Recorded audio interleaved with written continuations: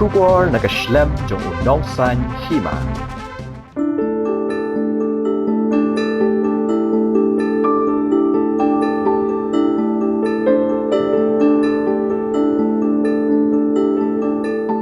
Plant Protection Scheme. What is the key objective of the scheme?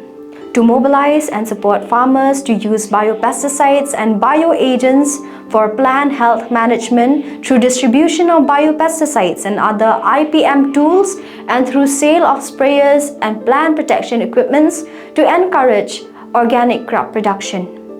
What is the type of assistance service? The scheme provides biopesticides, bioagents, and other IPM tools like fly traps, sticky traps, baffle traps, light traps, etc., and plant protection equipments. What is the pattern of assistance? Free distribution of biopesticides and bioagents, 50% subsidy on sale of plant protection equipments. Who can apply for the scheme?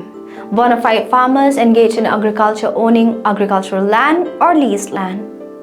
How to apply for the scheme?